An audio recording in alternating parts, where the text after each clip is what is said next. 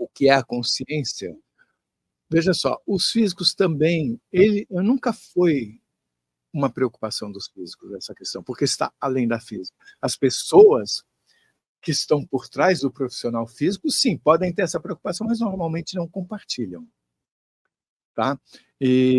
Mas o que eu noto, o que eu acho interessante é o seguinte: quando a gente pensa o que é a consciência, a gente está pensando sobre o que a gente consegue enxergar da nossa própria consciência, que não é, não obrigatoriamente será sempre o que nós enxergaremos da nossa própria consciência. Dando exemplo, uma criança de 2 anos, uma criança de 10 anos.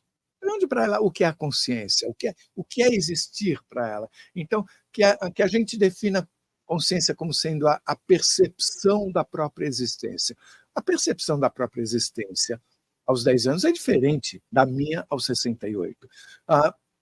Você, quando tem a experiência, a pessoa quando tem a experiência de quase morte, é muito comum a pessoa sentir que houve uma expansão da consciência. E essa expansão da consciência, que é uma palavra, é uma expressão muito usada, ela pode ser compreendida de formas variadas, dependendo de cada um.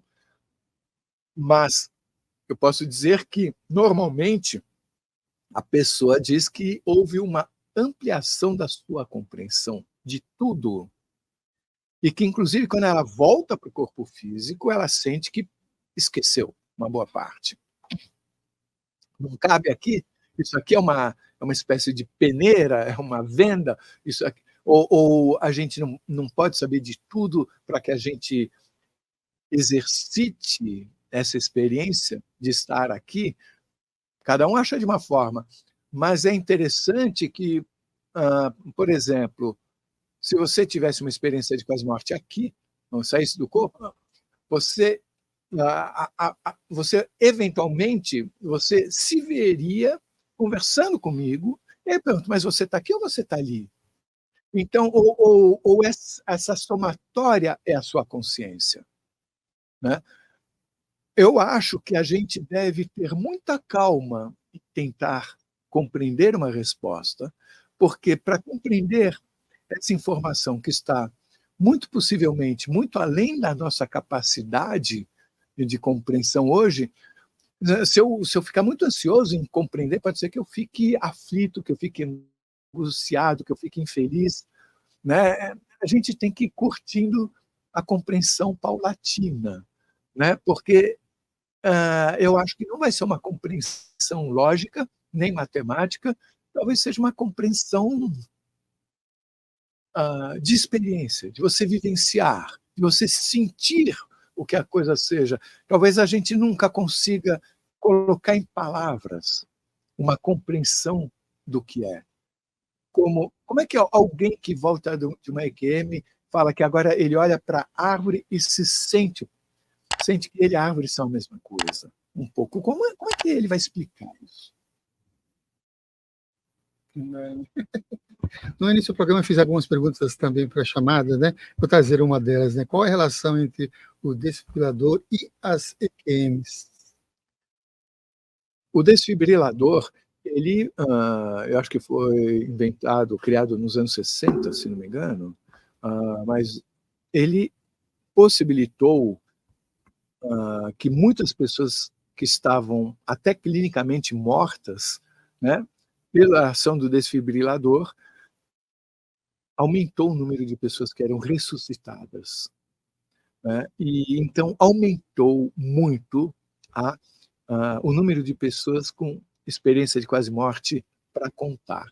Mas, antagonicamente, a gente precisa dizer uma coisa que foi dito numa experiência que para mim faz o maior sentido, que é o seguinte: não importa o que um médico faça, a volta não é decidida aqui. Então, e aí como é que a gente coloca a coisa do desfibrilador nessa equação? Mas se o desfibrilador permite que mais gente volte, então a sensação é que há um jogo jogado aqui e lá simultaneamente. É como se nós chegássemos a um momento em que, por algum motivo que talvez não saibamos entender ainda, nós estamos tendo a permissão de saber mais sobre o que de fato somos. É por isso que vem esse título na final, que somos nós, do canal, essa busca. Desculpe, eu não entendi. É por isso que veio o título, né, final, que somos nós, no canal em si? De Na verdade, o título ele surgiu do piloto de televisão, que eu criei um texto, e a última frase desse texto era, afinal, o que somos nós?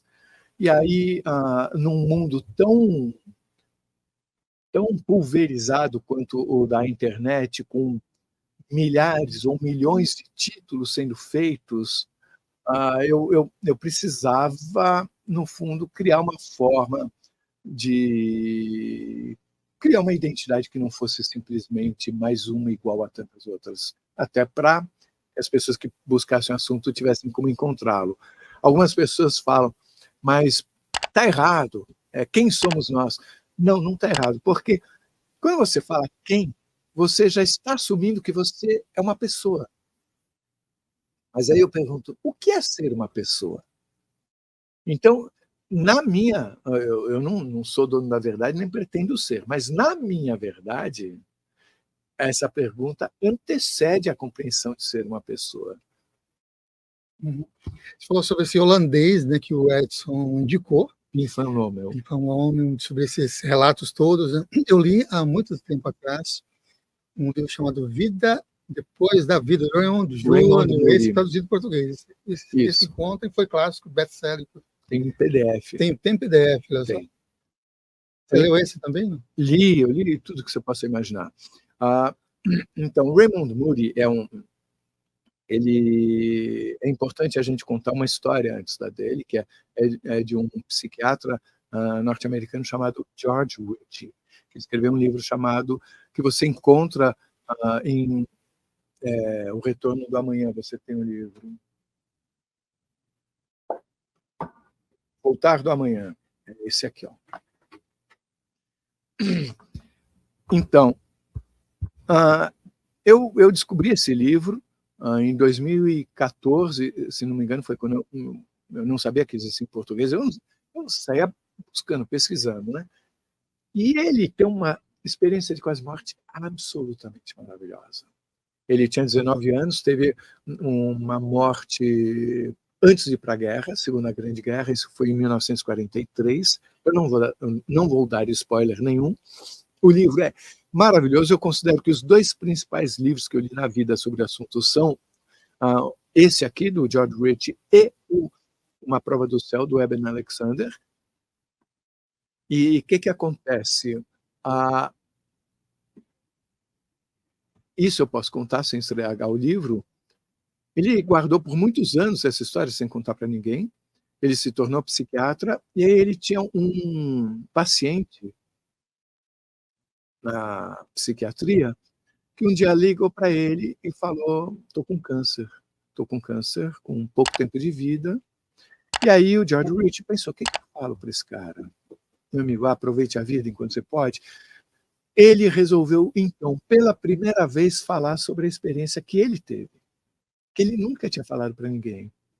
E ele começou a falar nas sessões de terapia, e isso teve um efeito maravilhoso para esse cara que ouviu, né? Eles conversaram sobre isso em várias sessões, e aí o George Ritchie começou a falar também publicamente sobre isso, e o Raymond Moody era recém-formado em medicina e assistiu uma dessas palestras do George Ritchie.